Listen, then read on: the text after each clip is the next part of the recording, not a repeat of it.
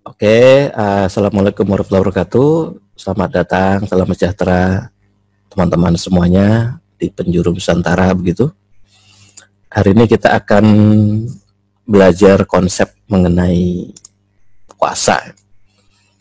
Ya, sebenarnya puasa itu kan ada banyak dipakai oleh nyaris semua tradisi ya, tradisi dan budaya. Semua bersepakat rata-rata. Ada yang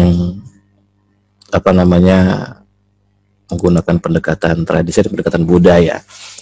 Nah, sengaja saya kasih judulnya itu puasa ya, bukan sekedar intermittent fasting sih. Karena di puasa ini nanti ada beberapa hal, karena saya olah napas begitu, jadi saya akan masukkan konteks olah napas di sini supaya nanti peserta juga semua pembacanya paham bahwa ada hal seperti ini yang bisa kita lakukan gitu. IF itu singkatan dari intermittent fasting, IH itu singkatan dari intermittent hypoxia. Jadi gampangnya itu apa? Yang satu adalah puasa makanan, nutrisi, satu adalah puasa oksigen. Jadi sama-sama puasa judulnya nih, sama-sama puasa. Oke, agendanya sederhana aja. Intermittent fasting, intermittent hypoxia, kemiripan antara intermittent fasting dan intermittent hypoxia berdasarkan data-data yang saya kumpulkan ya. Kemudian bagaimana strategi intermittent fasting dan intermittent hypoxia. Kita kenalan dengan intermittent fasting dulu untuk puasa. Ini saya hide dulu sebentar. Oke. Jadi puasa pada berbagai agama itu sepakat. Ini sepakat, tradisi agama ini sepakat. Ya kalau tradisi termasuk Jawa begitu ya, sepakat. Misalnya saya ambil beberapa contoh. Ini berdasarkan jurnal, sekali lagi berdasarkan jurnal. Yang tidak disebut di sini nggak lantas kemudian nggak ada, nggak. Ini berdasarkan jurnal aja. Jadi seperti agama menurut versi jurnal ini, Bahai, Buddha, Katolik, Ortodoks, Hindu, termasuk Islam, kemudian sebentar ini ada yang coret-coret nih, annotate-nya nih saya clear dulu ya, jadi biar yang lain tidak bisa untuk annotate.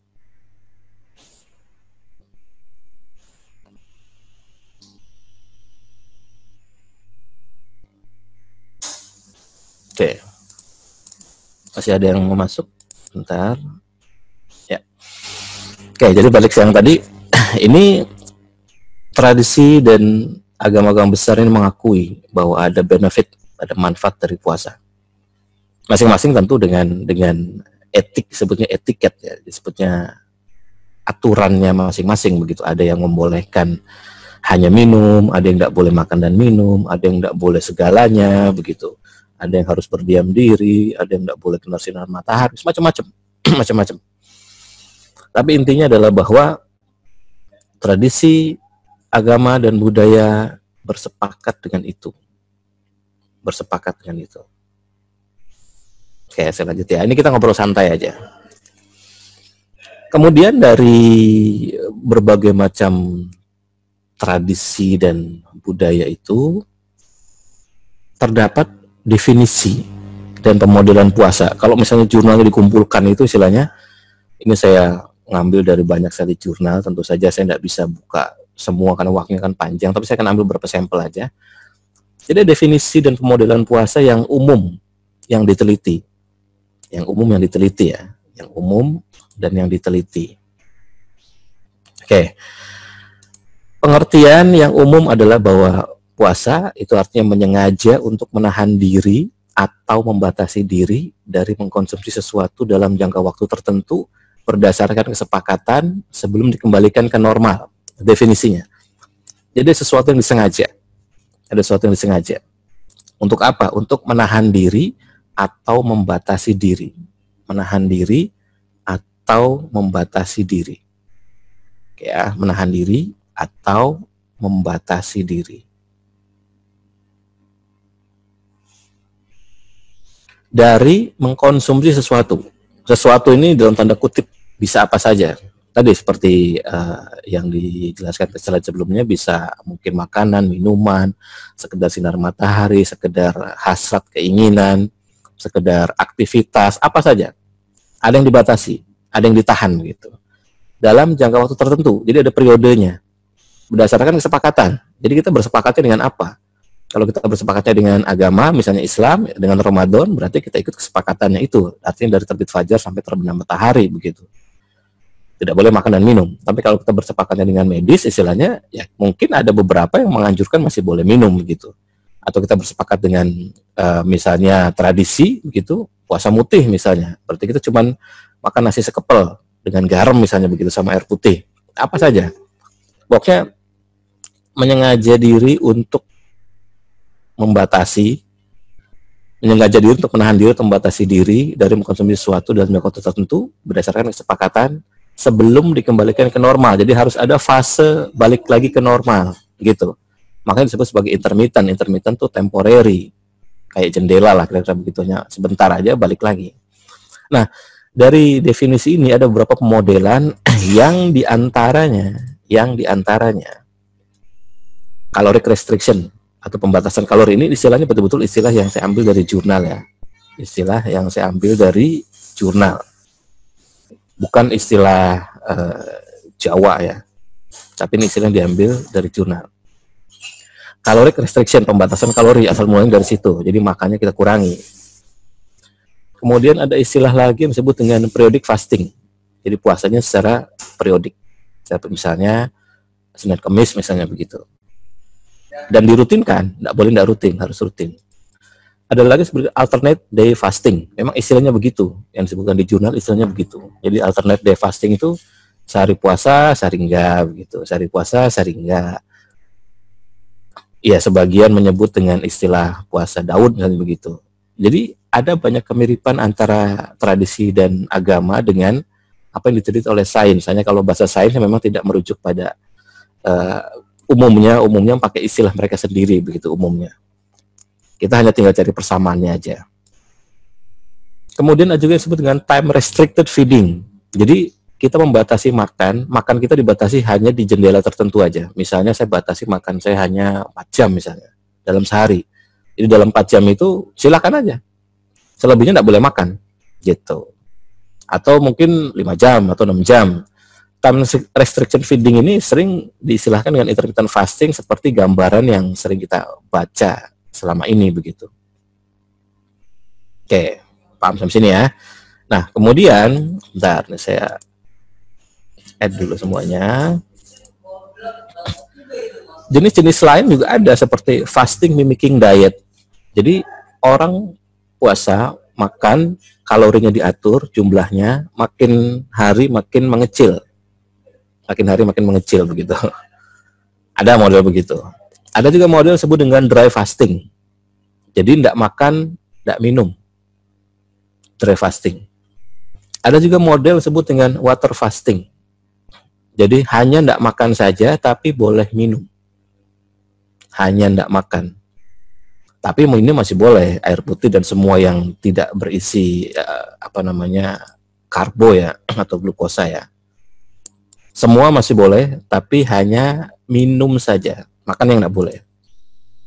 Oke, definisi ini adalah yang disebutkan dalam jurnal. Tentu saja ada definisi lain begitu. Tentu saja ada istilahnya hal-hal lain yang terkait dengan tradisi atau budaya. Tapi kita tidak bahas itu secara lebih detail ya. Oke, lanjut ya. Jadi antara orang makan sama orang puasa ini idealnya ini ada fase dalam tubuh kita yang kita harus melakukan proses sebut dengan recycle. Nah, kalau orang makan, ini saya nyalakan annotate-nya dulu.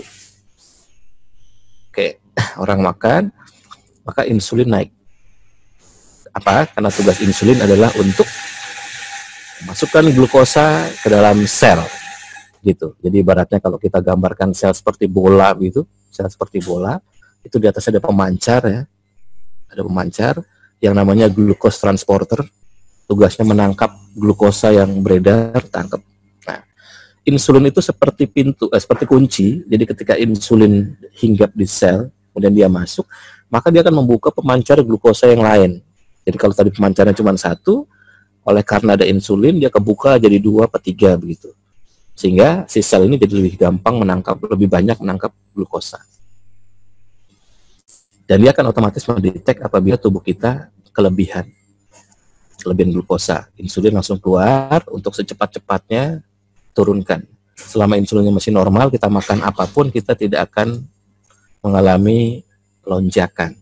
Selama masih normal ya. Tapi kalau itu terus-menerus dihajar seperti itu, tentu insulin nanti akan resisten. Nanti kita lihat dampak dari insulin resisten. Oke, jadi salah satu fungsi insulin adalah untuk memasukkan gula ke dalam sel. Yang pertama. Yang kedua, otomatis dia akan membentuk penyimpanan gitu, atau kita sebut dengan lemak istilahnya. Kebalikannya, kalau misalkan lagi nggak ada makanan, maka insulin akan turun. Kalau insulin akan turun, maka yang tadi tersimpan itu kemudian akan dikeluarkan, ya kan? Karena orang kalau nggak puasa kan otomatis energinya low. Kalau energinya low, maka dia harus ambil dari sumber energi yang lain. Oke, jadi ini mekanisme balancing sebenarnya, mekanisme balancing. Nah, otomatis kalau orang makan itu berarti ada beberapa hal yang sering terlibat di dalamnya, seperti misalnya lapar, gitu kan, kenyang. Nah, ternyata lapar dan kenyang ini di mapping, dipetakan terhadap hormon-hormon tertentu, begitu. Kita lihat sini ya. Oke, jadi ketika seseorang ini lapar misalnya, apa sih lapar itu fungsi hormonnya? Lapar itu namanya hormon grelin dia yang keluar. Kalau kenyang namanya leptin. Kalau kenyang namanya leptin, kalau lapar namanya grelin. Jadi kalau kita merasa hungry, kita merasa lapar dan kita pengen makan, maka grelinnya tuh ngasih feedback, ngasih respon bahwa kita lagi pengen makan. Tapi kalau kita sudah selesai makan, kemudian kita merasa kenyang, maka leptinnya yang kasih respon bahwa oke, energinya sudah cukup, udah nggak usah makan lagi. Dia akan stop semua keinginan hasrat kita untuk makan. Problemnya ketika seseorang mengalami hyperglycemia atau orang yang gula darahnya tinggi, otomatis insulin bekerja lebih berat, maka dia mengalami juga kondisi dengan hyperinsulinemia. Kalau terus-menerus ini terjadi, maka insulin akan resisten, ngambek istilahnya. Kalau ngambek ya artinya dia tidak mau bekerja, begitu.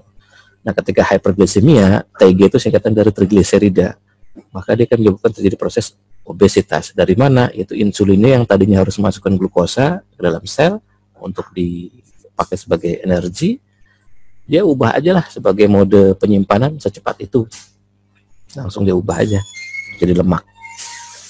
Nah, dampak dari obesitas ini salah satunya adalah leptin resisten. Artinya apa? Kita kehilangan sensitivitas terhadap rasa kenyang. Karena tadi leptin kenyang, ya kan? Grelin lapar. Jadi tubuh kita kehilangan sensitivitas terhadap rasa kenyang. Jadi pengennya apa? Ya pengennya lapar, pengennya makan. Jadi ada problem. Jadi fungsi leptin ini salah satunya adalah dia mensensor kecukupan energi. Kalau energi cukup di badan, ya udah, dia akan kirim sinyal. Tapi kalau orang obesitas, si leptinnya ini problem. Sensornya itu nggak jalan gitu. Sensornya rusak, terganggu lah, terganggu. Sehingga dia nggak bisa kirim sinyal ke otak bahwa udah cukup nih energinya bos. Lu nggak usah tambah lagi di badan gitu. Berhenti makan istilahnya begitu.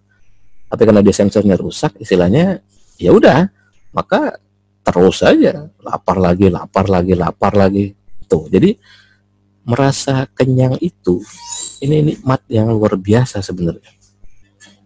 Jadi fungsi leptin ini luar biasa. Tuh.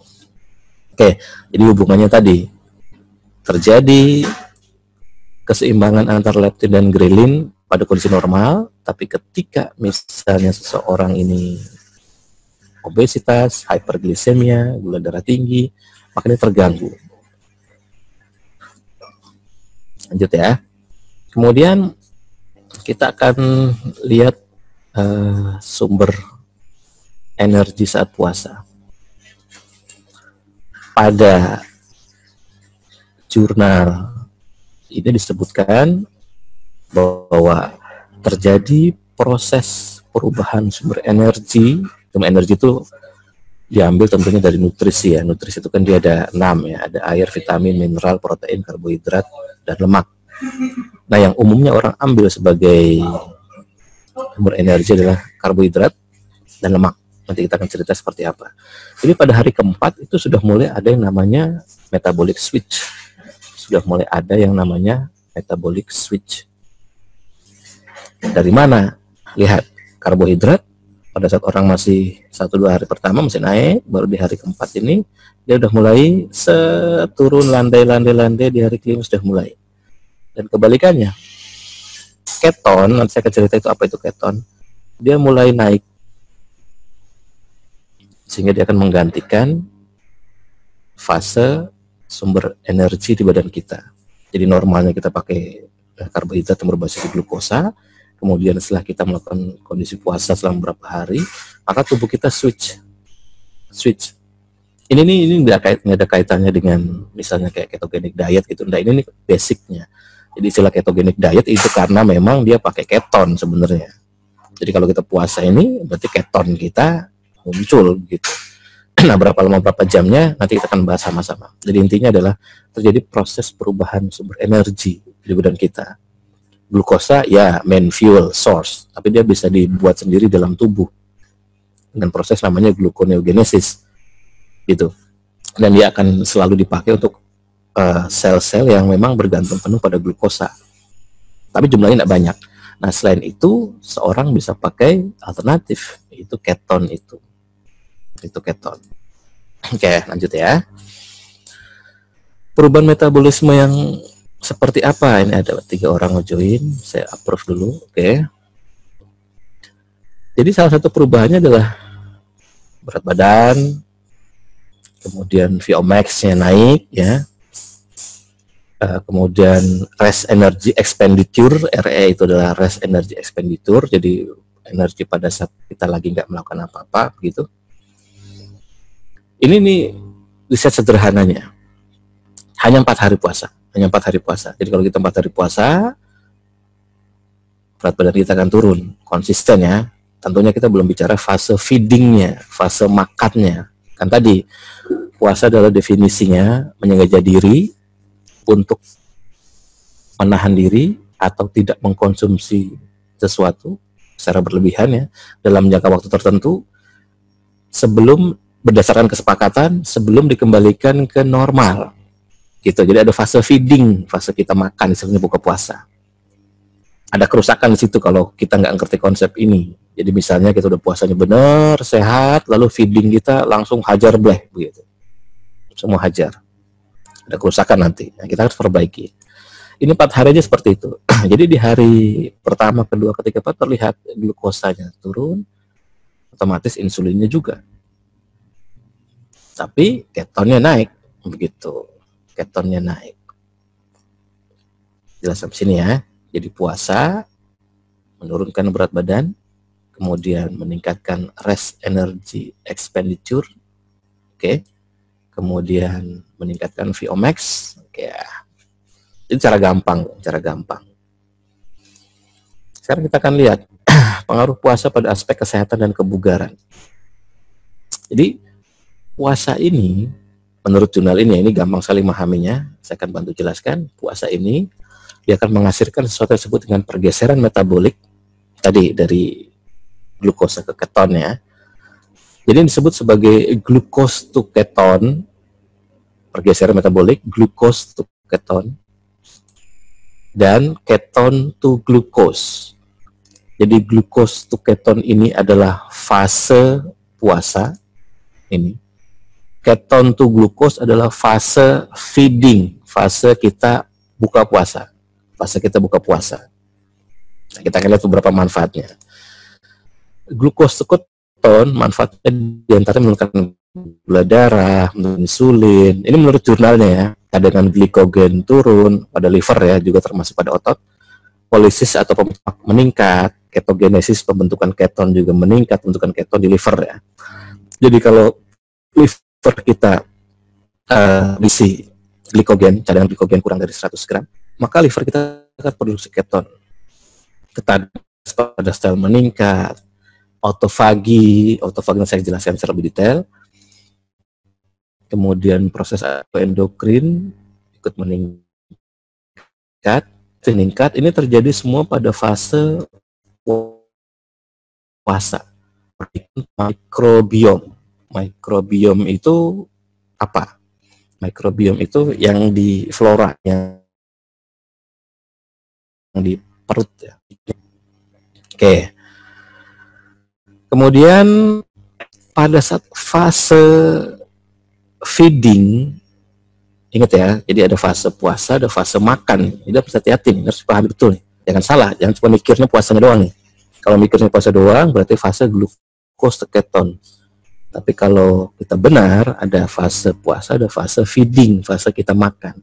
Yang terjadi kalau kita buka puasa, itu adalah stem cell kita teraktivasi.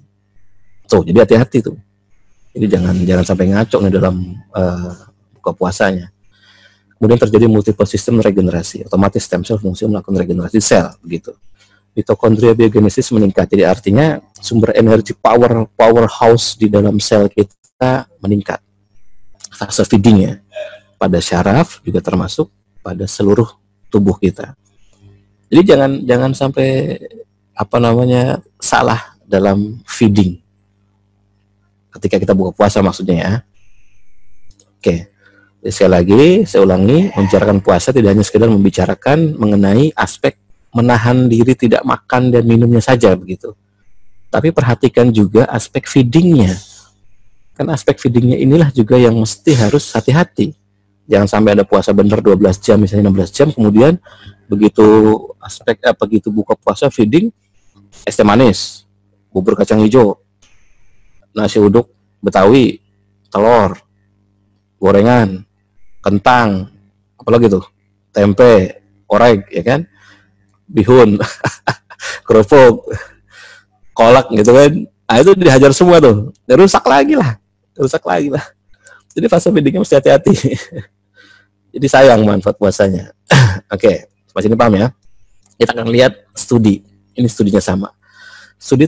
Ini studinya agak besar, sengaja saya angkat. Ada banyak sekali studi, tapi ini sengaja saya angkat, ini menarik studinya. Studi terhadap 1422 subjek untuk melakukan puasa antara 4 sampai 21 hari. Ini mendekati Ramadan ya. Ini ada hubungan sama Ramadan. Ini hanya studi aja. Terdiri dari grup mereka yang 5 hari puasa, 10 hari puasa, 15 hari puasa, dan 20 hari puasa. Apa yang dilakukan? Kalori yang masuk antara 200 sampai 250 kilokalori dan karbohidratnya 25 sampai 35 gram aja. Karbohidratnya 25 sampai 35 gram aja. Sedikit ya, jadi kalau 1 sendok itu 6 gram, berarti kalau 25 gram itu sekitar 4-5 sendok doang tuh. Oke, kemudian ada aktivitas fisik berjenis moderate setiap harinya. Hasilnya, dia akan berusaha untuk mengukur berat badan, lingkar perut, tekanan darah, detak jantung, ketenangan fisik dan emosional, physical well-being atau emotional well-being, keton, seperti tadi ya, glukos to keton, berarti ada keton harus diukur. Kemudian ada gejala-gejala ringan efek samping apa, misalnya seperti apakah pusing atau merasa gemeter dan sebagainya. Kimia darah yang cukup kompleks seperti profil lemak, gula darah, HbA1c, hematologi, fungsi liver, penanda inflamasi, C-reactive protein, CRP, ESR itu erythrocyte sedimentation rate, jadi laju endap darah, fungsi ginjal seperti ureum, kreatinin, bun, elektrolit seperti natrium, sodium, potasium, magnesium begitu, dan koagulasi pada darah. Ini studinya banyak, melibatkan banyak orang, dan yang diukur juga cukup kompleks. Hasilnya, pada mereka menjalani studi ini 5, 10, 15, 20 ini terlihat berat badan, weight ya, berat badan ini turun, dia turun semua. Kemudian lingkar perutnya juga turun. Di sini nih nggak buncit ya. Turun ya. Baik yang 5 hari maupun 10 hari, 15 hari sampai 20 hari. Ini kan studinya dari 4 sampai 21. Kemudian systolic blood pressure dan diastolic, artinya tekanan darah ya, juga mengalami perbaikan, turun ya. Tuh. Kemudian kita lihat lagi mengenai emotional well-being. EWB itu emotional well-being, PWB itu physical well-being. Jadi mereka yang menjalani puasa ini merasa bahwa aspek emosional mereka membaik. Mereka lebih sabar, mereka lebih tenang gitu, mereka lebih tidak gerasa gerusu terhadap menghadapi sesuatu, tidak gampang emosional, nggak gampang mutungan, nggak gampang bluderkan, bahasa Jawanya begitu, nggak gampang marah begitu. Termasuk physical well-being. Kalau orang puasa dia akan merasakan ketenangan nggak cuma di level emosional, tapi level sel. Kalau Anda benar rasakan puasa yang bermanfaat itu, sel di tubuh kita ini akan berasa sekali, dia enak lah pokoknya.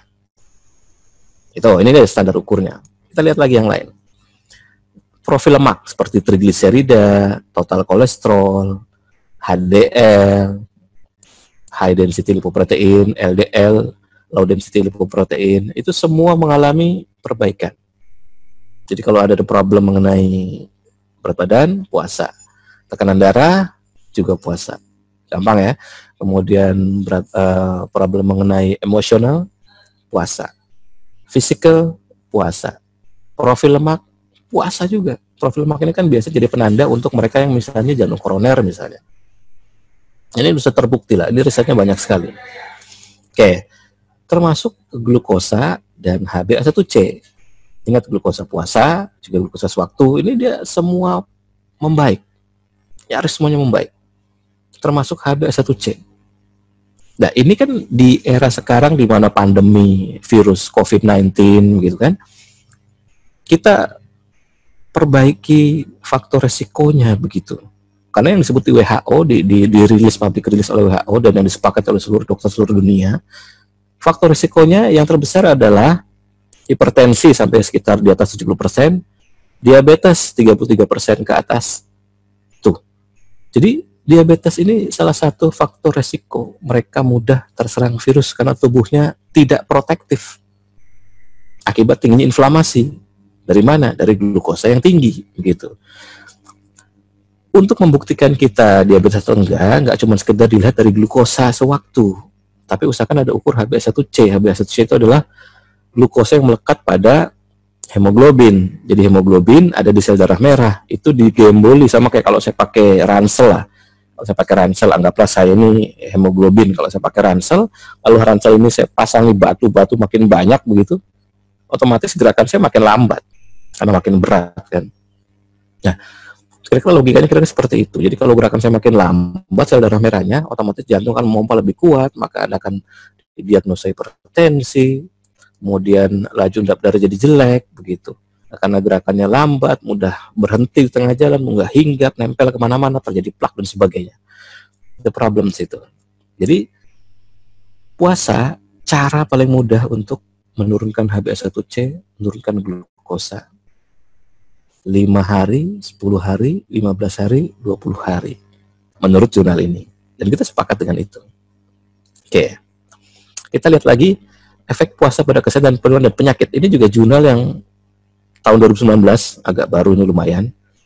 Cukup komprehensif dan banyak sekali dirujuk oleh banyak dokter. Seperti tadi saya bilang, ada periode puasa dalam bahasa jurnal sebelumnya disebut sebagai glucose to keton, G2K, glucose to keton ya.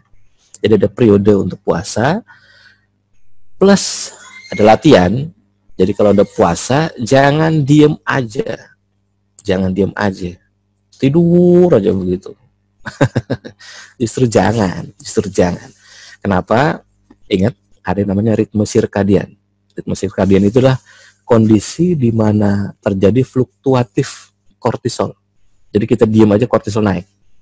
Di antaranya antara jam 8 sampai jam 10 itu kortisol naik. Anda nggak ngapa-ngapain aja, kortisol pasti naik.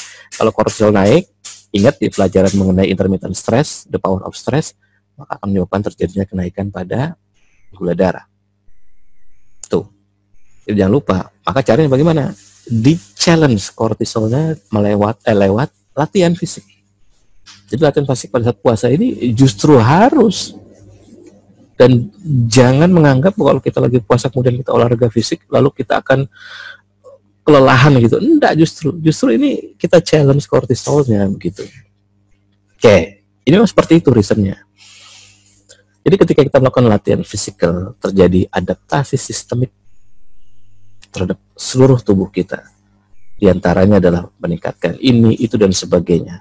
Meningkatkan autofagi, menurunkan insulin, mTOR. mTOR tuh ini pelajaran biokimia. Nanti saya jelaskan singkat aja. Jadi sederhananya ada sensor di tubuh kita ya. Ada sensor tubuh kita yang bertugas untuk melakukan proses cek terhadap kondisi autofagi. Autofagi itu sel yang kemudian mati, terurai menjadi bentuk dasarnya, ya, menjadi bentuk dasarnya ya, yaitu asam amino, glukosa, kemudian asam lemak. Lalu kemudian dimakan sama yang sehat. Itu ada pemicunya, Oke. Kemudian yang perhatikan adalah fase recovery, eating, termasuk sleeping. Karena kita bicara puasa, kita bicaranya eating. Jadi kalau ini periode makan, ini periode puasa, ini periode makan. Nah, di periode makan inilah kita mesti hati-hati. Karena ini bisa membuat badan kita menghasilkan stem cell atau justru bisa merusak badan kita sendiri begitu.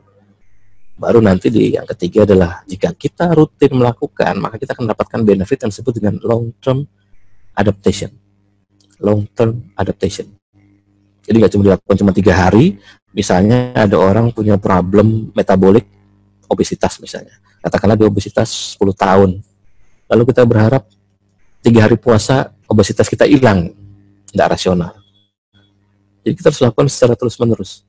Anda salah dalam memanage selama 10 tahun, lalu berharap 3 hari semua fine.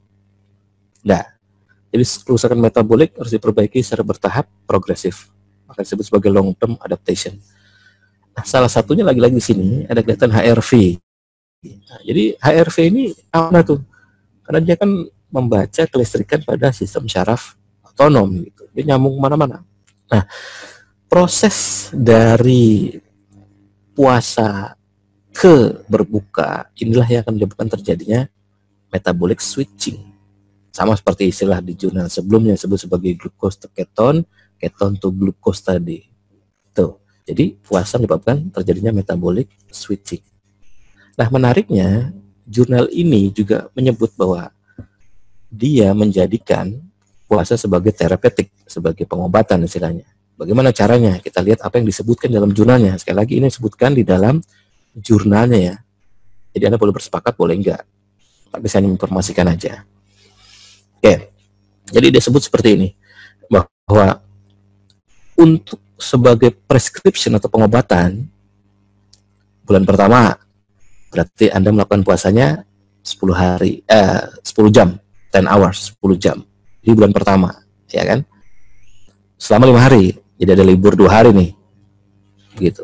Feeding periodnya ya. Jadi 10 jam feeding period. 10 jam feeding period. Jadi artinya jam makannya, jendela makannya itu 10 jam.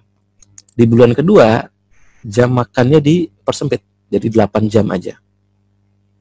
Di bulan ketiga, jam makannya persempit lagi. Menjadi 6 jam aja. Di bulan keempat, jam makannya dipersempit, tetapi Anda lakukan dalam seminggu berturut-turut. Kalau tadi hanya 5 hari ya, berarti artinya ada 2 hari libur, misalnya ada 2 hari ini makan tongseng lagi dan sebagainya begitu, walaupun tidak disarankan ya. Tapi di bulan keempat, Anda harus bisa dalam seminggu berturut-turut, jam makan Anda cuma 6 jam aja. Jadi kalau 6 jam, puasanya berarti 18 jam. Oke, itu jika pengobatannya berbasis time restricted feeding ya. Jadi jendela makan aja yang diperhatikan cuma jendela makannya aja. Jadi persempit jendela makannya. Itu aja. Menurut jurnal ini dari 10 jam, 8 jam, 6 jam. Ya mungkin kalau kita mau sedikit warrior ya, sedikit ekstrim ya. Tentunya berdasarkan adaptasi ya, jangan langsung kita mau hajar di 23 jam misalnya. Anda lakukan dulu yang seperti ini polanya. Ketika tubuh sudah adaptasi, sudah enak, baru kemudian nanti perpendek jendela makannya.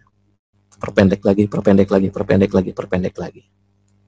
Tuh, jadi nggak usah pusing ngitungin kalorinya. Jadi lebih gampang sebenarnya. nggak usah ditimbang-timbang begitu maksudnya. Pokoknya perpendek aja, makin lama perpendek aja jendela makannya gitu. Menurut jurnal ini saya sudah melakukan ini semua, udah testing dan hasilnya bagus sekali. Kemudian kita lihat bahwa puasa menurunkan risiko kardiovaskular. Ingat, kardiovaskular ini salah satu yang disebutkan di dalam faktor risiko COVID-19 ya. Jadi caranya bagaimana? Turunkan lewat puasa, gampang. Salah satu parameternya adalah HSCRP, C reaktif protein jantung. Jadi kalau kita ke lab, ya kita harus ngomong bahwa saya mau ukur HSCRP begitu. Nanti dia ngerti. Oke, jadi puasa menurunkan resiko ini, cardiovascular disease, puasa menurunkan resiko gula darah, oke, otomatis diabetes. Jadi 2 faktor risiko ini sudah kita perbaiki. Puasa juga menurunkan tekanan darah, berarti 3 faktor risiko dari COVID-19 sudah kita perbaiki, ya, dengan cara mudah ya, murah, nggak belum bayar, kira-kira begitu.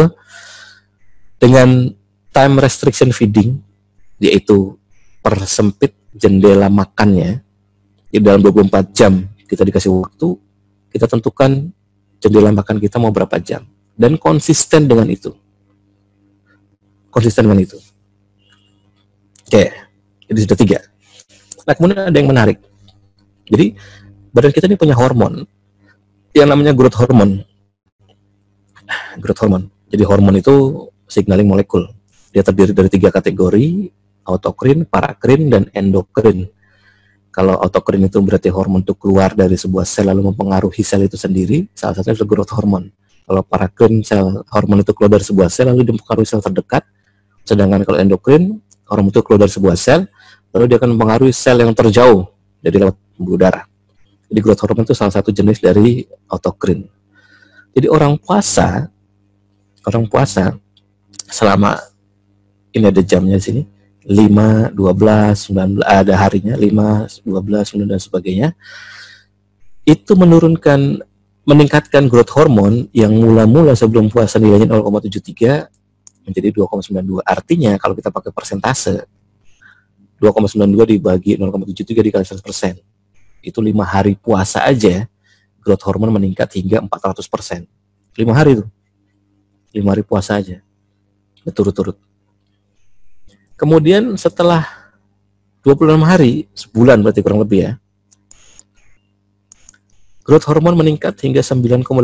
Jadi kalau kita bagi 9,86 bagi 0,73 dikalikan 100%, itu artinya 26 hari puasa growth hormone meningkat hingga 1350% tuh. Dahsyat ya. Cuma sebulan aja tuh. Tuh, apa itu growth hormone? Growth hormone itu somatotropin, nama lainnya. Itu merangsang pertumbuhan, reproduksi sel, regenerasi sel, dan sebagainya. Dan hormon ini sangat berperan penting dalam perkembangan manusia. Sederhananya growth hormone itu agen pembangun lah. Agen pembangun dalam tubuh. Tuh, 5 hari puasa, growth hormone meningkat 400%. 26 hari puasa, growth hormone meningkat 1350%. Orang latihan fisik, physical activity, cardio, mungkin high intensive training, workout begitu ya, yang berat-berat begitu, itu cuma 450% kenaikan growth hormonnya. Tapi Anda ya sudah harus berkeringat, bercucuran ya. Growth hormonnya meningkat cuma 450%. Tapi cuma 5 hari puasa, kita olahraga moderat aja ringan, kita hanya batasi jendela makannya aja, meningkat 400%. Diteruskan hingga 26 hari, meningkat 1350%. Dahsyat ya. Oke. Puasa juga meningkatkan proses autofagi. Tadi sudah singgung di depan, bahwa proses di mana sebuah sel yang rusak kemudian dipreteli menjadi unsur dasarnya, yaitu glukosa, asam amino dan asam lemak, kemudian dimakan sama yang sehat. Ini meningkat berkali-kali lipat. Nah, kita lihat sini ya. Jadi hanya dengan melakukan food restriction selama 48 jam, proses autofagi terjadi dengan sangat besar-besaran. Tuh. Jadi banyak sekali manfaat puasa tadi.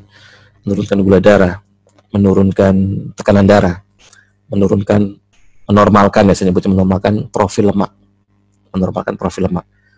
menurunkan berat badan. Oke, lingkar perut tadi kan, kemudian profil ginjal juga ikut membaik. Jadi orang yang sakit ginjal, gagal ginjal, puasalah. Meningkatkan autofagi, meningkatkan growth hormone, dan banyak lagi. Fungsi-fungsi metabolik kita membaik lewat puasa. Oke. Nah, apa sih yang terjadi di badan kita? Orang kalau tidak makan, berarti kan dia masa lapar. Maka tubuh kita kurang energi. Otak akan merespon karena dianggap ini sebagai danger, ya kan? Nah, danger ini bisa disikapi dengan dua kondisi.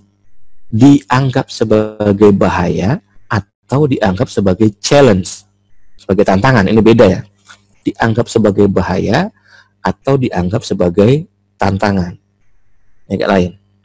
Nah, kalau kita berpuasa menganggap itu sebagai challenge, oke. Ya artinya ada sesuatu yang lain, bukan dia nggak sekedar, ya jelas orang kalau kekurangan makanan pasti tubuh kita akan lapar, adjustment dan sebagainya. Tapi sikap mental kita diubah. Maka kita menghasilkan kondisi yang disebut dengan adaptive stress response. Adaptive stress response. Karena kita men-challenge, oke, gue akan lakukan. 12 jam, bisa. 16 jam, bisa. 18 jam, bisa. 23 jam, bisa. Observasi dan sebagainya. Itu ada. Atau sesuai dengan panduan jurnal tadi, misalnya bulan pertama jendela makannya 10 jam, bulan kedua jendela makannya 8 jam, bulan ketiga jendela makannya 8 jam, bulan keempat jendela makannya 6 jam, dan seterusnya setiap hari. Kita challenge. Nah, kondisi itu akan meningkatkan sesuatu pada otak kita. Ada hormon disebut dengan BDNF, Brain Derived Neurotropical Factor. Nah, ketika ini naik, maka si tubuh kita ini akan mengalami kondisi yang sama seperti kita sedang melakukan 3 hal ini, exercise, otak kita ya. Jadi ketika hormon itu keluar ya, otak kita akan sama seakan-akan kita sedang melakukan 3 hal ini. Otomatis tubuh akan melakukan penyesuaian secara besar-besaran. Tapi kalau puasa kemudian kita sikapi dengan, aduh saya lemas, pengennya tidur, ulah jangan aja.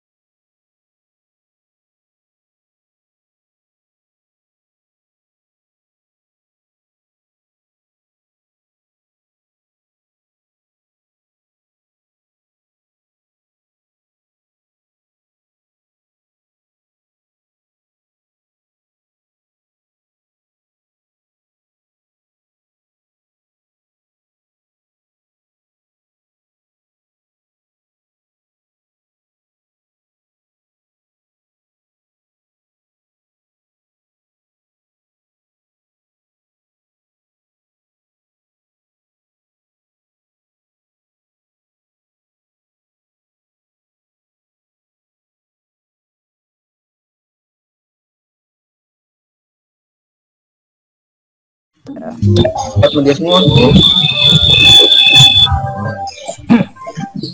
ngilang semua ya. Halo, masih maman.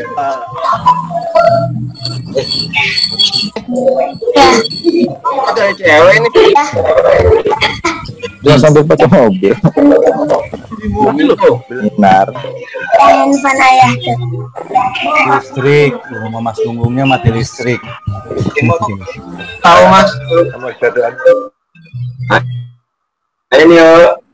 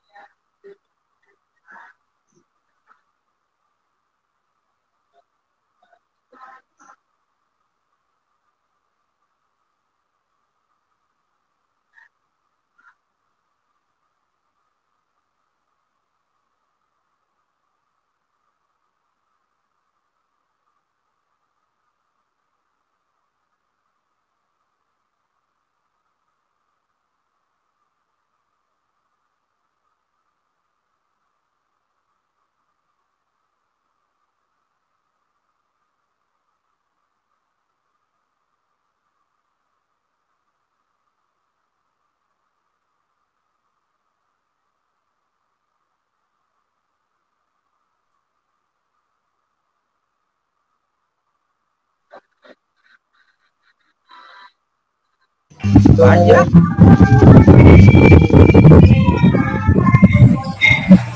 Tes. Belum ada Mas Agung, suaranya belum ada. Tes. Saya juga kena unmute nih. Karena udah muncul lagi nih, lagi. Muncul lagi ya. Ada tapi videonya nih. Sekarang nih. Ada yang baru masuk. Kedengeran ya sekarang suaranya ya.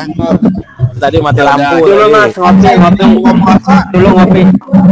buka puasa. Ke situ. Belum 12. Ngopi. Iklan dari PLN, ngopi dulu. Yang lagi ya. Bukan puasa itu Bang. Namanya puasa kita. Suaranya kedengeran lagi. Kita mulai lagi ya. Oke, alhamdulillah berarti kedengeran lagi suaranya. Sekarang kita mulai lagi. Sudah oke ya? Wah, iya, Mas Agung ke mute sendiri. Betul. Kita lanjut. Mana tadi? Oh, ini dia. Oke. Nah, jadi kalau di ringkas tadi, kenapa saya angkat topik mengenai puasa, nggak hanya sekedar kebetulan mendekati bulan Ramadan ya, bukan cuma sekedar begitu tuh. Karena tujuannya adalah supaya di era pandemi ini kan faktor resikonya itu kan yang definisikan oleh WHO itu ada 5 faktor resikonya. Risiko diabetes, risiko hipertensi 73%, 70% ke atas, 76% kalau nggak salah. Faktor diabetes 33% ke atas. Kemudian faktor kardiovaskular, problem pada jantung kita begitu. Kemudian faktor masalah paru-paru, ya. Kemudian cancer. Jadi 5 ini lewat puasa ini tadi udah kita tunjukkan bersama lewat jurnal. Nanti saya share jurnalnya, saya share semua PowerPoint-nya. Anda bisa baca lagi. Itu bisa direcover dengan mudah begitu. Direcover dengan mudah lewat puasa makanan ini. Tuh. Jadi sebenarnya tujuannya itu. Jadi di era pandemik ini saat kita lagi stay at home justru berpuasa. Tuh. Kita lagi stay at home justru malah harus berpuasa. Nah, jadi makanannya gimana? Makanannya utuh begitu. Justru berpuasa. 5 hari, 10 hari, masa pandemi 14 hari puasa. Every single day. Setiap hari. Insya Allah tubuh kita protektif, gula darah kita menjadi stabil, semua resiko-resiko tadi akan membaik lah. Nah, istilahnya begitu. Oke, jelas sampai sini ya. Ada yang ditanyakan? Silakan.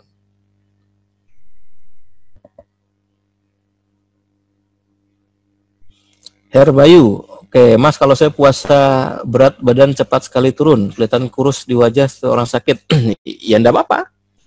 Problemnya kan karena tadi kita belum mengalami long term adaptation gitu, adaptasi jangka panjang ya. Kita belum mengalami itu. Kalau udah mengalami long term jangka panjang, ya normal. Nah, makanya tadi perhatikan glucose to keton, keton to glucose. Jadi hati-hati perhatikan pada saat fase puasanya sama fase makannya, feedingnya. Jadi feedingnya ini yang kadang orang nggak perhatikan.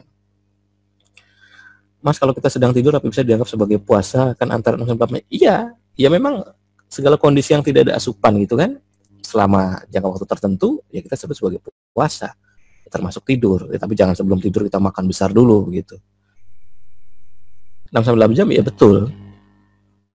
Buka puasanya bagusnya dengan apa? Kalau dari semua jurnal tadi penelitian itu ada dua kelompok yang disebut dengan low carb, very low carbs. Jadi kalau low carb itu hanya ya masih di atas 100 gram lah. Kalau very low carb itu antara 5 sampai 25 gram sehari. Ingat, ini disebut dengan glukosa terserap ya. Glukosa terserap. Jadi antara 5 sampai 25. Di beberapa jurnal 25 sampai 30 gram, sisanya bebas. Tabel puasa dan growth hormone syarat puasa berapa jam nanti ada. Ini kita bahas dulu sebentar. Nanti ada tabel puasa berapa jamnya. Puasa jam tadi boleh minum enggak, Mas? Tergantung kesepakatan. Anda bersepakat dengan apa? Mau bersepakat secara medis, mau bersepakat secara agama, mau bersepakat secara tradisi, mau bersepakat secara budaya, ya itu yang diikuti, maksudnya begitu. Biar lega drop awal puasa bagaimana? Tadi, adaptive stress response menjadikan suatu kondisi sebagai challenge atau sebagai sesuatu yang problem. Challenge atau problem. Jadi sedari awal, niatnya di-set bahwa saya sedang challenge. Niat itu yang menguatkan. Niat itu yang menguatkan. Mas Gung barusan bahas baru puasa makanan. Iya. Puasa hipoksia belum setelah ini. Kita lanjut ya. Oke. Saya share screen lagi. Sekarang kita akan masuk pada intermittent hipoksia atau puasa oksigen. Jadi tadi kalau puasa makanan ya. Kalau puasa makanan, kita katakan dia bisa menurunkan berbagai macam resiko, gula darah, HbA1c, profil lemak, autofagi, growth hormone, ya kan? Kemudian membaiki gini dan sebagainya. Sekarang kita lihat puasa oksigen, intermittent hipoksia. Intermittent hipoksia definisinya adalah suatu kondisi di mana tubuh dibiarkan kekurangan oksigen dalam jangka waktu tertentu sebelum dikembalikan kepada kondisi normal. Jadi dibiarkan kekurangan dulu sebelum nanti dikembalikan kepada kondisi normal. Sama kayak puasa ya, persis. Nah, dia akan mengaktifkan sensor yang disebut dengan hypoxia inducible factor, itu sensornya. Jadi kalau di puasa tadi sensornya AMPK, mTOR, begitu ini secara biokimianya. Kalau di hipoksia sensornya adalah HIF namanya, hypoxia inducible factor. Jadi udara yang tadi masuk ya lewat trakea sini, lalu ketika disebar ke seluruh tubuh kan makin berkurang ya volumenya, kemudian tekanannya juga berbeda. Kemudian sama darah diambil lalu disebarkan seluruh tubuh. Oke. Jadi faktor HIF ini nanti akan saya bahas secara detail. Nah, ini kita lihat secara biokimianya. Jadi ketika kita normal ya, oksigen normal, si HIF ini kan regulator, sama kayak selang kayak gas lah, ada regulatornya begitu. Jadi sama. Gambaran kira-kira begitu. Jadi ketika oksigennya normal, maka dia akan terdegradasi secara normal. Ya biasa itu proses alamiah. Tapi ketika terjadi hipoksia, maka si HIF ini tidak terdegradasi normal. Dia akan masuk ke dalam nukleus atau inti sel, bergabung dengan HIF beta, karena ada beberapa subunit ya, ada subunit alfa, ada subunit beta. Lalu dia melakukan proses transkripsi genetik. Apa yang dilakukan sebanyak ini dia bisa melakukan apa saja. Nyaris sama seperti dilakukan oleh puasa makanan, nyaris sama. Nanti kita akan lihat pengaruhnya pada regulasi oksigen, pembuluh darah baru, metabolisme zat besi, Fe, metabolisme glukosa, perkembangbiakan sel, kemudian embrionik, transkripsi genetik dan sebagainya. Jadi ketika kita kekurangan oksigen maka terjadi perubahan. Nah sekali lagi, kondisi kekurangan ini tidak semuanya jelek, Jadi intermittent ini kondisi memang disengaja. Kita puasa ini kan kita sengaja melaparkan diri kan begitu, disengaja. Tapi dalam jangka waktu tertentu dan dalam periode tertentu, tidak prolong begitu. Nah hipoksia juga sama, ini intermittent. Intermittent artinya sementara juga, tidak sampai Anda tahan napas kekurangan oksigen berjam-jam misalnya, tidak boleh begitu ya. Kita lanjut ya. Nah sekarang kita akan lihat intermittent hipoksia dan growth hormone. Intermittent hipoksia ini sama, jadi ketika kita melakukan puasa oksigen, growth hormone kita naik. Kita bisa lihat sini ya, jadi yang NRT itu maksudnya normoksia room. Normoksia itu berarti oksigen normal, kalau HRT hipoksia room temperatur itu kondisi di mana ruangannya dibuat kekurangan oksigen. Terjadi kenaikan growth hormone yang warna hitam tebal ini. Jadi intermittent hipoksia menaikkan growth hormone. Oke, kita lanjut ya. Kita lihat pengaruh intermittent hipoksia terhadap glukos dan insulin. Ada studi, dia melakukan proses intermittent hipoksia, kemudian dilihat pengaruhnya terhadap glukosa puasa dan glukosa 2 jam setelah puasa. Nah, oke, untuk ponsel diabetes. Setelah dia melakukan jangka tertentu, turun. Sama juga, turun. Jadi intermittent hipoksia juga menurunkan glukosa, termasuk insulin. Sini kelihatan plasa insulinnya, sini. Yang warna abu-abu. Jadi dari baseline turun setelah beberapa waktu tertentu. Oke, jadi sama-sama menurunkan glukosa, sama-sama menurunkan insulin. Ya, terlihat jelas sini datanya. Kemudian kita lihat juga nitric oxide, ini saya singgung sedikit. Jadi puasa oksigen, sebenarnya puasa makanan juga menaikkan nitric oxide. Jadi puasa oksigen, intermittent hipoksia meningkatkan produksi nitric oxide. Jadi mengenai nitric oxide, silakan lihat video saya sebelumnya yang berjudul nitric oxide, menggunakan teknik olah napas yang disebut dengan humming, seperti itu. Tapi ini pendekatan yang berbeda. Ini pakai intermittent hipoksia, juga kalau yang tadi sebelumnya pakai pendekatan puasa. Jadi banyak jalan menuju Roma. Ini pilihan aja. Kita bisa memilih yang mana yang sesuai dengan kondisi kita. Oke. Intermittent hipoksia dan lipolisis atau pemecahan lemak. Lemak itu adalah sel atau molekul yang sensitif terhadap perubahan oksigen. Jadi ketika oksigen dirubah, maka si lemak ini akan mengalami proses lipolisis atau pecah. Tuh, jadi puasa makanan meningkatkan lipolisis, puasa oksigen juga meningkatkan lipolisis. Puasa makanan meningkatkan autofagi, puasa oksigen juga meningkatkan autofagi. Tuh, kondisi kontrol, kemudian ini sama 12 jam, terjadi kenaikan proses autofagi pada syaraf. Sama aja, ya kan? Jadi puasa itu memang secara garis besar sama. Nah sekarang lihat pada stem cell. Kalau tadi puasa meningkatkan stem cell, hipoksia juga mempromosikan endothelial epithelial mesenchymal transition atau EMT. Itu stem cell juga, mesensial stem cell namanya. Tuh, sama. Jadi kondisi puasa itu meningkatkan stem cell. Manfaatnya intermittent hipoksia mirip sekali dengan manfaat seperti kita melakukan puasa biasa. Ada autofaginya, dia bisa membunuh kanker, dia menurunkan berat badan, meningkatkan VO-max, memperbaiki profil lemak, memperbaiki profil gula, dan sebagainya. Banyak sekali. Menurut jurnalnya begitu. Ini kita lakukan semua dan kita sudah buktikan benar adanya. Jadi, saya ingin simpulkan ya, ada kemiripan antara manfaat intermittent fasting dan intermittent hipoksia. Ada kemiripan.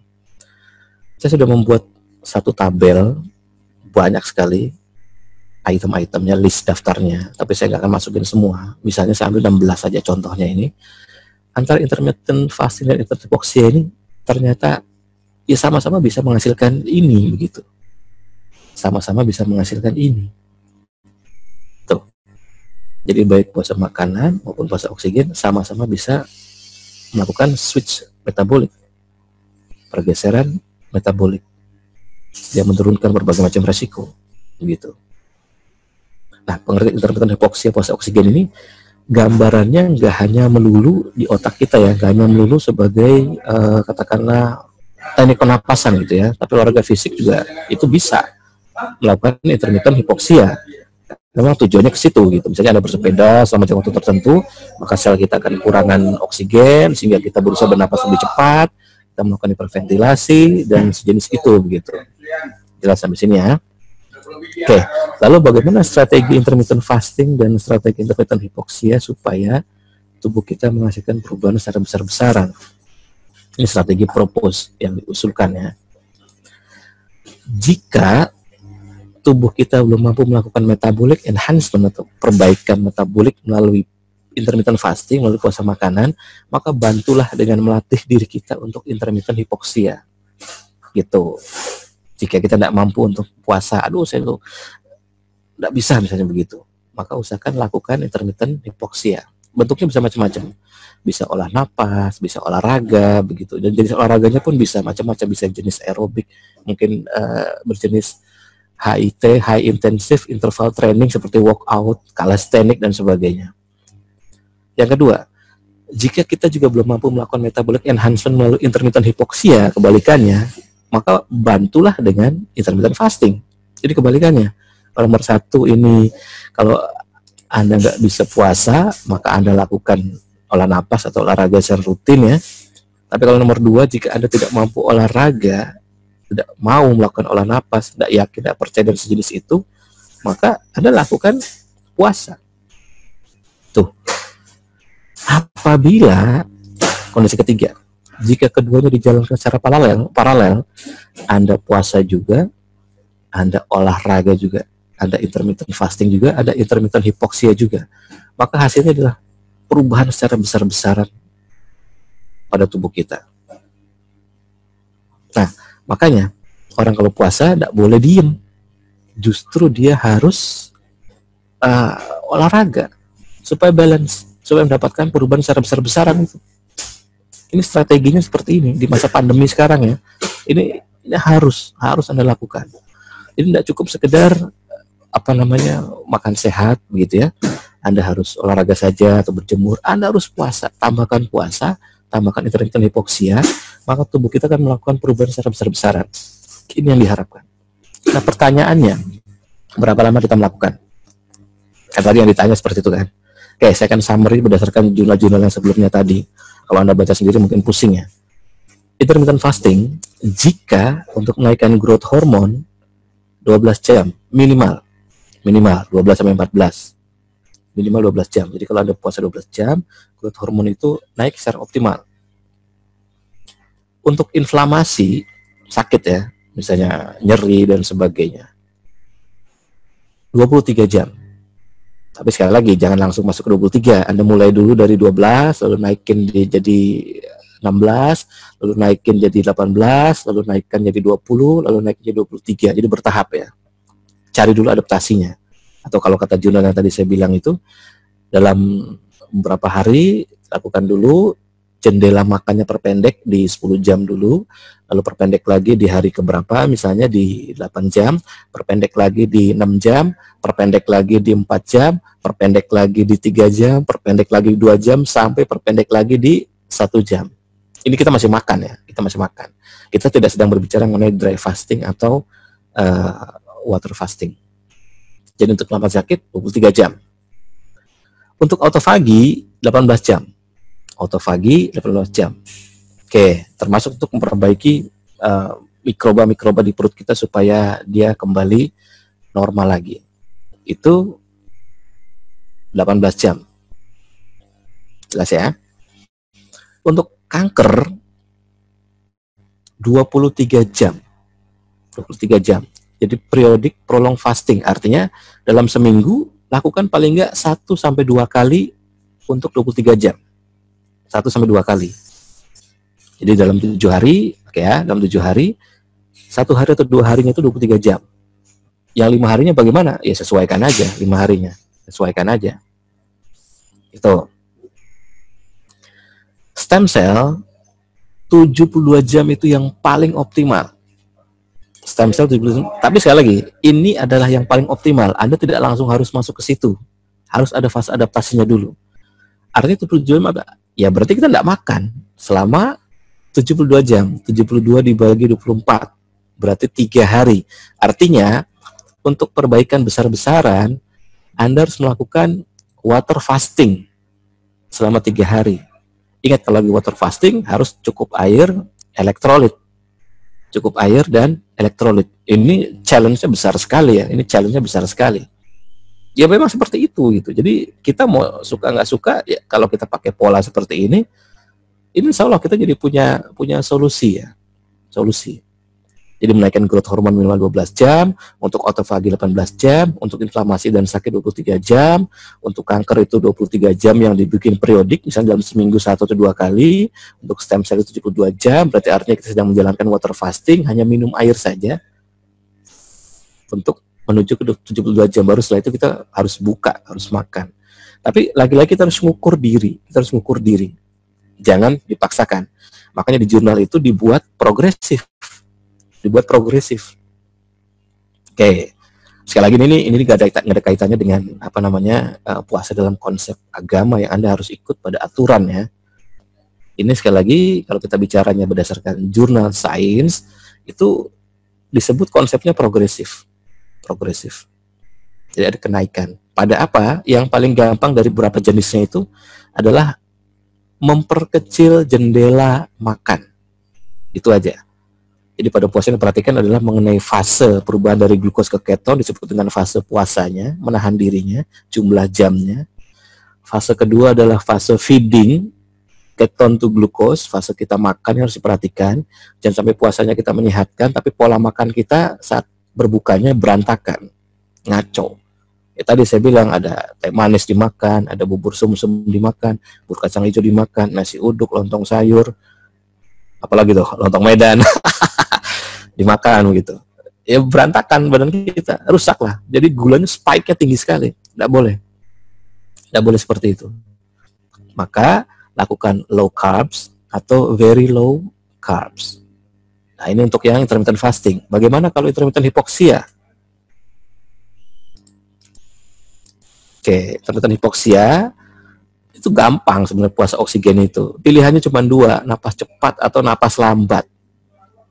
Ini kita tidak bicara tahan napas ya. Ini yang ada landasan jurnalnya. Napas cepat atau napas lambat. Napas cepat itu hiperventilasi, napas lambat itu slow breathing, begitu, atau deep breathing, ya. Napas cepat penjelasannya ada lebih detail di salah satu webinar saya mengenai alkalinitas sel. Ketika orang intermittent hipoksia, maka terjadi pengurasan CO2. Kalau CO2 terkuras, maka oksigen tinggi pada darah, tapi oksigen rendah pada jaringan. Jadi jaringan mengalami intermittent hipoksia, begitu. Sebaliknya, kalau orang napas lambat, berarti laju pernapasannya dibuat lebih kecil. Misalnya dia harus bernapas lebih panjang, tarik napasnya 15-15, 20-20, 30-30, dan seterusnya. Dengan dia tarik yang semakin lambat, maka terjadi kondisi intermittent hipoksia dalam tubuhnya. Tahu? Jadi kesimpulannya itu. Kesimpulannya. Saya summary lagi ya, kesimpulannya. Jadi kita lihat sini. Oke. Strateginya seperti itu. Lakukan puasa jika Anda tidak mampu melakukan olahraga atau olah napas. Lakukan olah napas jika Anda tidak mampu melakukan puasa. Tapi jika Anda mampu melakukan dua-duanya, olah napas sekaligus puasa makanan maksudnya, maka dapat manfaat besar-besaran pada tubuh kita. Dan ini sangat kita butuhkan di era sekarang. Tuh. Jelas sampai sini ya. Nah, kemudian untuk supaya kita growth hormonnya optimal, puasalah di atas 12 jam.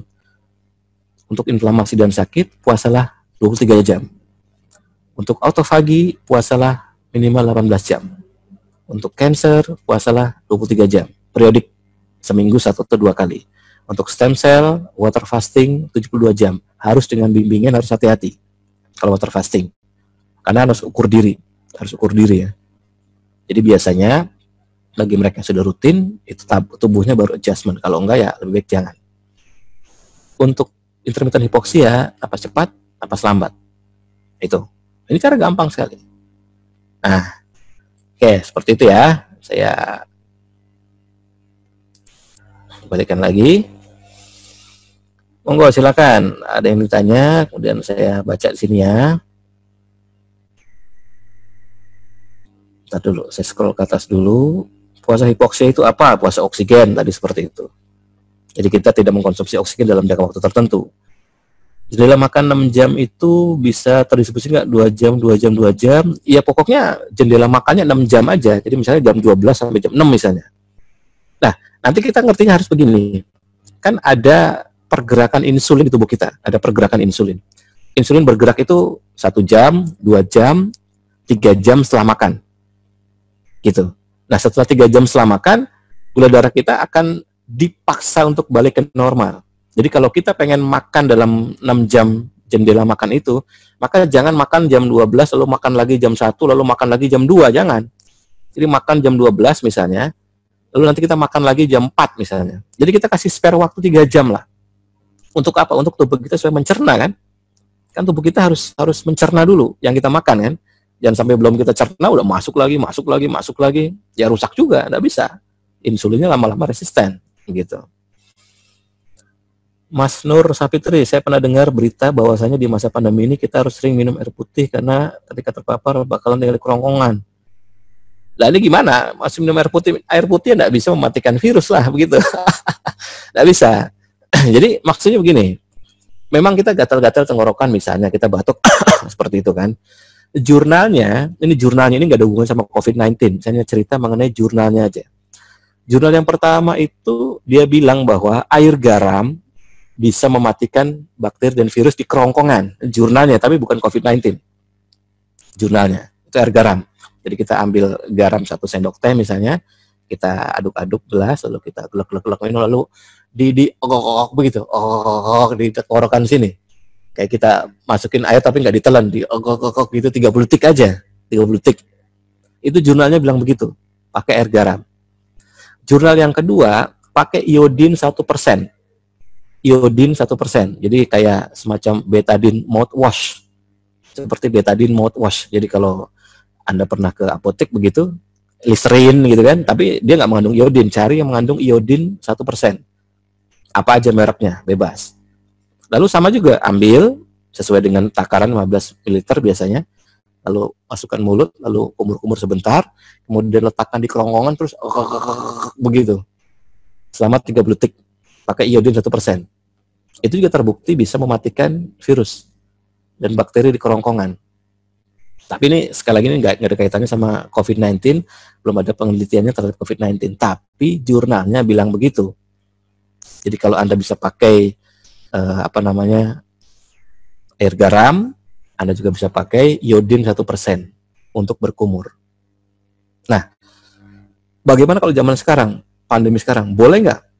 Ya tentu saja boleh. Itu kan gampang saja dilakukan dan resikonya kecil kan. Itu saya juga lakukan gitu. Jadi kalau iodin 1% saya yang betadine-nya habis, ya saya pakai air garam aja. Saya kumur-kumur kemudian saya ini oke. Itu kan kita preventif pencegahan di kerongkongan ini. Tapi 30 detik ya, di kerongkongnya 30 detik. Oke, jadi bukan air putih biasa, bukan ya. Bukan air putih biasa. Tapi iodin 1% atau air garam yang bukan ditelan. Ingat, bukan ditelan. Hanya digokok-gokok, apa sih bahasa Indonesianya itu, di gitulah, pokoknya di sini nih, di kerongkongan nih, dikerokok gitu, terus dibuang lagi, dipes setelah 30 detik gitu. Oke. Latihan apa cocok pada saat puasa? Tadi, olah napas atau olahraga. Intermittent hypoxia, kalau olah napas sudah jelas. Kemudian, kalau sahurnya bagaimana? Ya kalau sahur gini, kalau proporsi itu kan yang umumnya dikenal di nutrisi, protein, karbohidrat, lemak. Itu biasa ada komposisinya tuh. Biasa ada komposisinya. Protein, karbohidrat, lemak. Biasa ada komposisinya.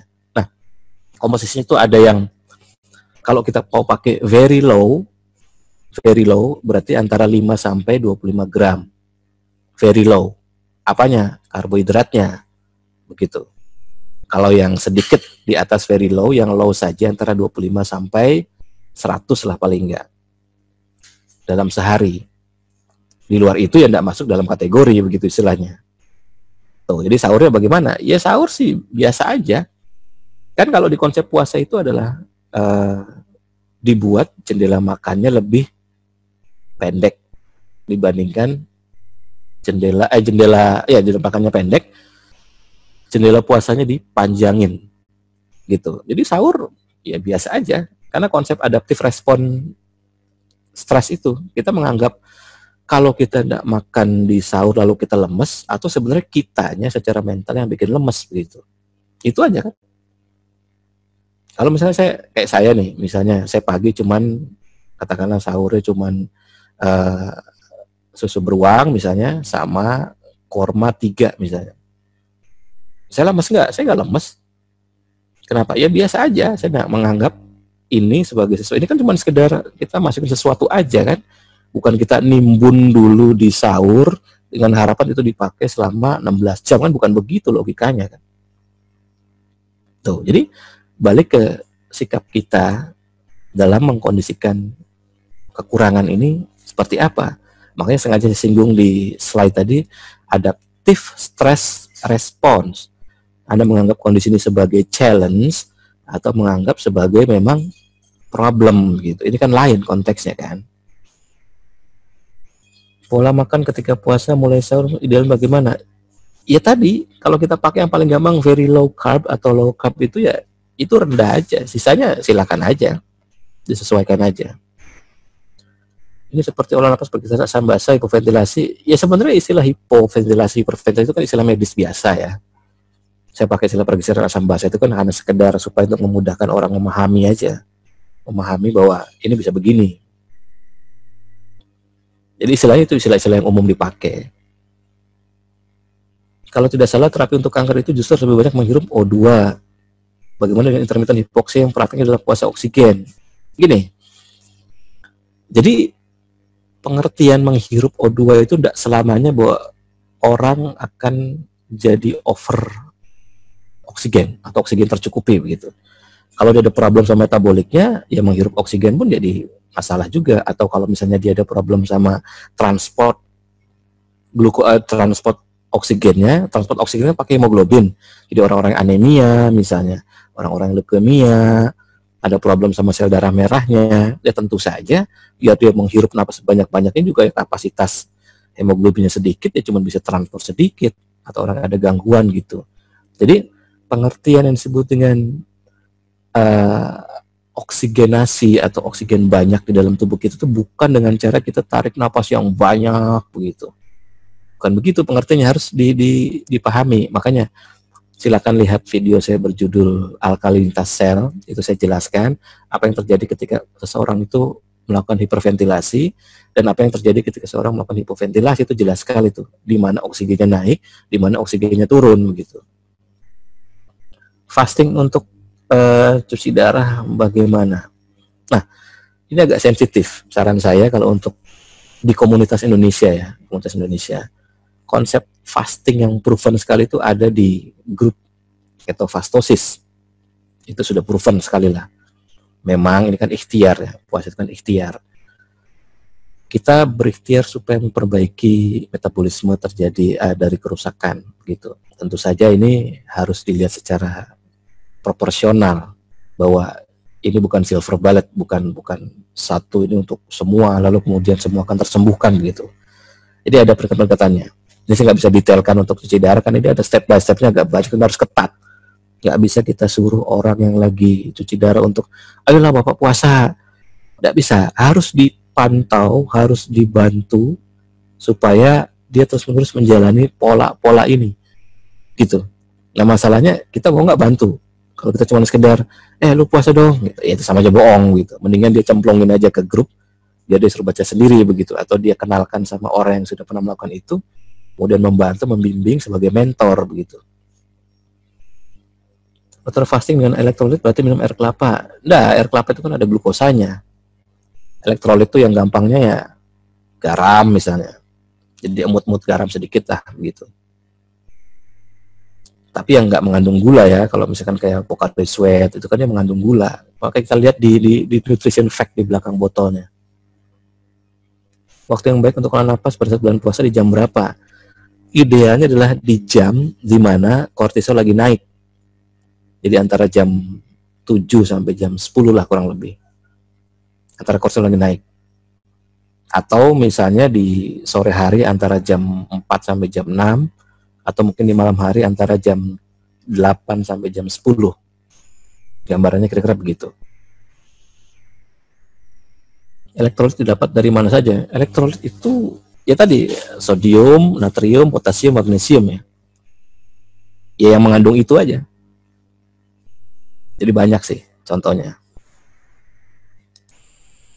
Olah napasnya gimana Mas? Ya kan banyak sih video mengenai olah napas tuh. Mengenai napas ritme itu kan bisa ya kan. Tadi kan slow breathing juga akan memicu intermittent hypoxia, itu juga bisa. Mas Agung sharing tentang metode puasa dan jenis latihan napas dalam program diet. Lah ya emang seperti itu. Ya kan, makanya tadi saya bikin summary-nya kan. Orang puasa kalau untuk growth hormone itu minimal 12 jam. Kalau untuk autofagi 18 jam. Kalau untuk inflamasi dan orang sakit supaya cepat pulih itu 23 jam. Kalau untuk cancer juga 23 jam tapi periodic fasting. Kalau untuk stem cell 72 jam begitu. Itu pendekatannya. Kalau untuk olah napasnya, napas lambat atau napas cepat. Ngemil ya enggak boleh kalau lagi puasa kan begitu. Atau kalaupun di jendela makan ya selisih 3 jam. Minimal ya. Idealnya di 4 jam. Kapan sebaiknya kita melakukan intermittent hypoxia? Ya tadi di strategi F itu kan strategi pertama kalau Anda tidak mampu melakukan puasa maka olahraga atau olah napas. Kalau tidak mampu melakukan olahraga atau olah napas maka puasa. Kan pilihannya gitu. Idealnya dua-duanya. Berapa lama periode IH? Intermittent hypoxia kan olahraga atau olah napas. Ya berarti antara let's say 30 sampai ya 1 sampai 2 jam lah. Setengah sampai 2 jam lah maksimal. Mas, kalau yang IF itu buat growth hormone apakah harus setiap hari atau boleh ada breaknya? Nah tadi itu tergantung pada jenis kesepakatan yang sedang Mas Prima lakukan gitu. Makanya saya di awal definisinya adalah menyengaja untuk menahan diri atau membatasi diri tidak mengkonsumsi sesuatu berdasarkan kesepakatan dalam jangka waktu tertentu. Jadi bersepakatnya dengan apa? Gitu. Kalau misalnya kita pengen ada break, bagaimana ya? Berarti kita ambil model yang alternating day fasting. Jadi sehari puasa, sehari enggak, sehari puasa, sehari enggak. Kita mau seperti itu. Kalau kita mau bersepakatnya dengan Ramadan, ya berarti Anda harus puasa 30 hari. Kalau berpuasanya dengan sunnah, berarti pola 5-2, begitu kan? 2 hari puasa dalam seminggu, 5 harinya nggak puasa, begitu. Ikuti aja yang mana yang paling enak. Apakah jika IF lebih baik menghindari minuman dingin atau es? Ya disarankan sih ya air biasa aja lah atau air hangat. Baiknya yang bagaimana Mas di saat puasa? Makanan, latihan yang bagaimana, pakai ritme atau tahan napas ya? Jadi gini, kalau pengertian intermittent hypoxia itu kan sudut pandangnya Anda bisa olahraga fisikal ya, juga sudut pandangnya bisa lewat olah napas gitu. Silakan aja. Yang mana? Teknik itu kan banyak sekali. Jadi saya tidak akan bahas teknik secara detail lah. Artinya kalau meyakini misalnya alam merpati putih itu juga bisa dipakai, ala yoga juga bisa dipakai, pranayama mungkin juga bisa dipakai, tai chi juga bisa dipakai, olahraga itu bisa semua dipakai. Yang penting kita yakin dengan itu. Kita yakin dengan itu. Begitu kan, keyakinan kan bisa datangnya bisa macam-macam ya. Bisa lahir dari katanya, bisa lahir dari datanya, bisa lahir dari rasanya kan begitu. Kalau dari katanya kan yang ngomong berarti orang yang kita segani misalnya, atau yang kita hormati, oh dia ngomong begini, ya udah kita ikuti. Ada yang keyakinan lahir dari datanya. Anda analisa lewat jurnal, Anda kumpulkan banyak sekali studi kasus, lalu oke, gue percaya dengan ini. Karena jurnalnya banyak, studi kasusnya banyak, oh ini proven sekali nih. Berarti kita percaya dengan datanya. Ada yang percaya dari rasanya. Oh saya udah jalani kok. Tapi saya nggak bisa jelasin, tapi saya udah jalani 23 jam tuh enak sekali. 18 jam itu enak sekali rasanya, saya nggak ngantuk, saya nggak lemes, saya masih bisa beraktivitas secara normal begitu. Jadi itu silakan aja. Untuk orang normal sehat pada saat puasa Ramadan, intermittent hypoxia yang ideal pada jam berapa? Ya tadi jamnya antara 6 sampai 7 sampai 10 4 sampai 6 sore atau 7 sampai 9 atau 10 malam ya. Garam Himalaya itu bagus nggak? Ya konon katanya begitu. Konon katanya, pokoknya garam itu mengandung NaCl gitu aja lah. Itu rata-rata bagus sih. Orang yang puasa water fasting, apakah dengan konsumsi VCO termasuk water fasting? Kan VCO bisa buat nahan lapar. Ya idealnya nggak boleh ada dimasukin lah. Yang namanya lagi puasa kok. Nggak boleh. Kalau water fasting itu cuma air. Nggak boleh ada yang lain. Jadi nggak boleh ada VCO, nggak boleh ada apalah macam-macam, nggak boleh. Cuma air, judulnya water fasting kan. Tidak boleh ada masuk seperti itu. Pola napas 55 atau 10-10 bisa untuk intermittent hypoxia.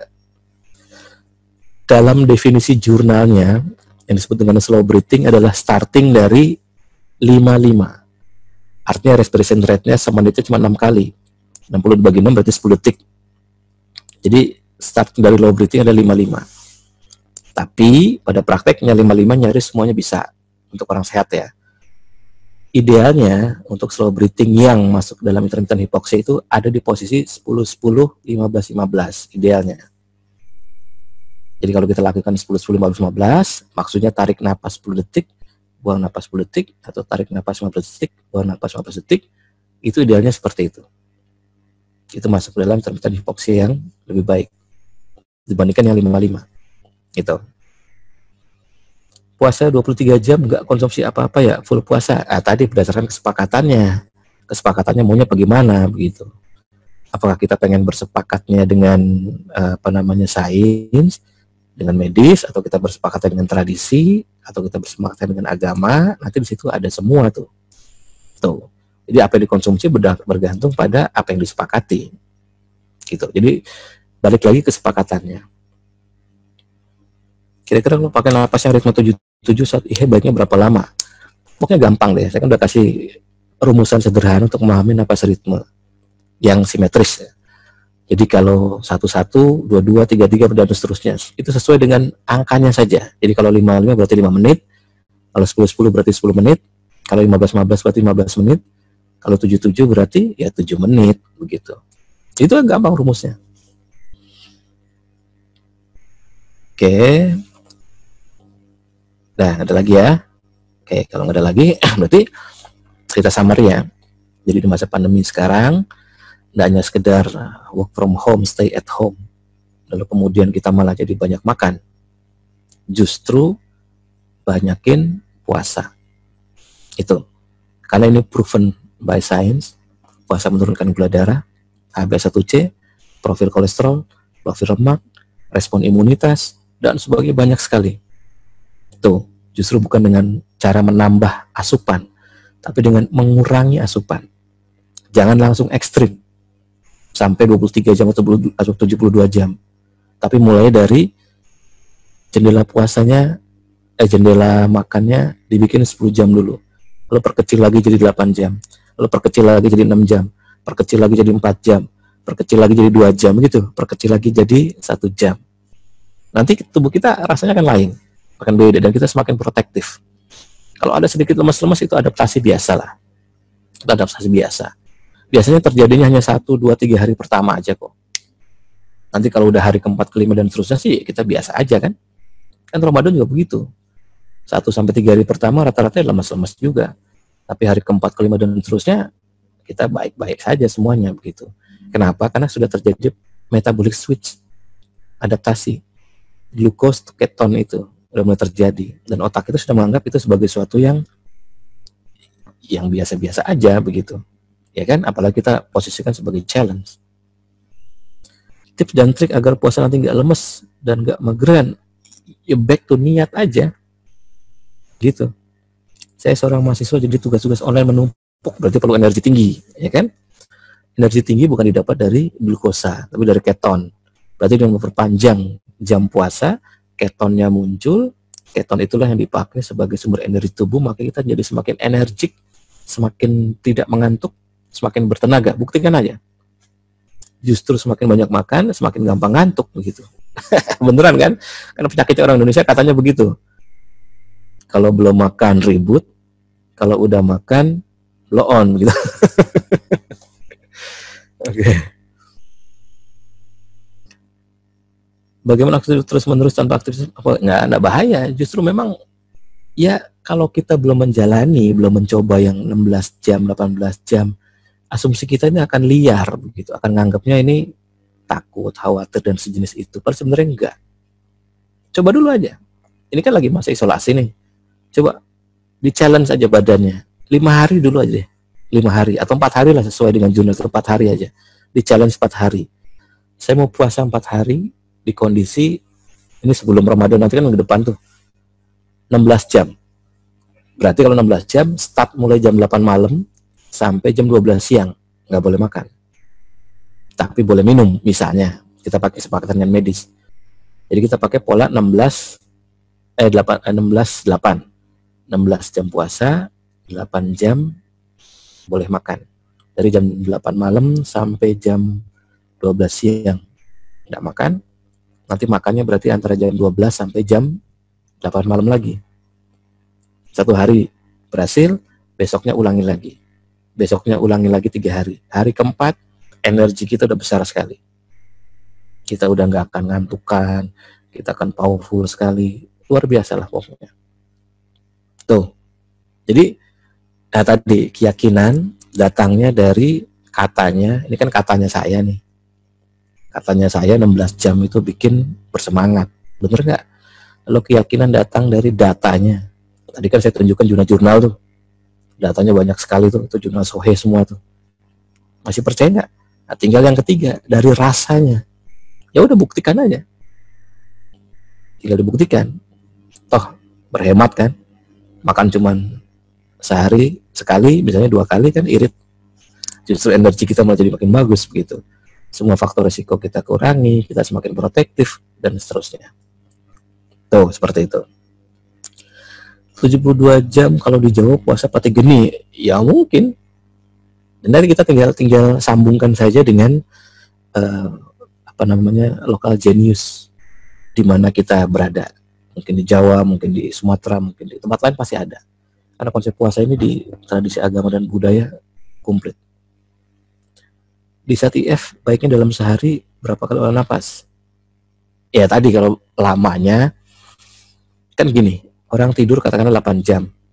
Berarti kita dapat sisa mata melek itu sekitar 16 jam kurang lebih. Otomatis dari 16 jam ini kalau kita ambil 10%-nya dipakai buat olahraga, berarti cuma 1,6 jam kan. 10%-nya aja loh.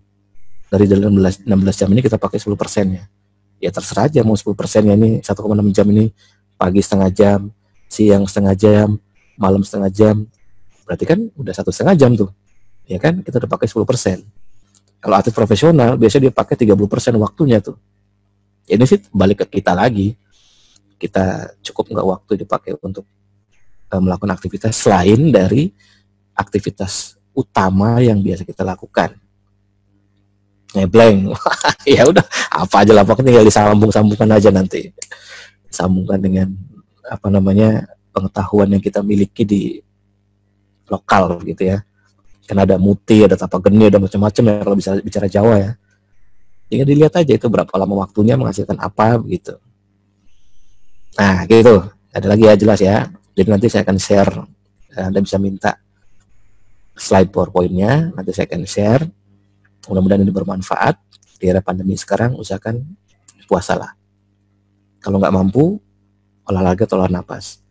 Idealnya dua-duanya. Jadi kalau dua dijalankan, tubuh kita akan semakin protektif secara besar-besaran. Tetap rasional. Beberapa panduan sudah saya beri, dari mulai hari pertama, kedua, ketiga, keempat, jenisnya apa, segala macam, itu silakan dipraktekkan. Anda boleh percaya katanya, Anda bisa percaya dari datanya, Anda bisa percaya dari rasanya. Tinggal tiga-tiganya yang mana yang paling cocok. Malas untuk membaca data analisa, ya dari katanya saya aja. Tapi orang penasaran, tunjukin datanya. Lalu lakukan sendiri, rasakan, baru Anda dapat hakul yakin istilahnya. Hakul yakin. Memang ini benar. Oke, kira-kira begitu ya. Terima kasih semuanya. Saya akhiri. Wassalamualaikum warahmatullahi wabarakatuh. Dadah.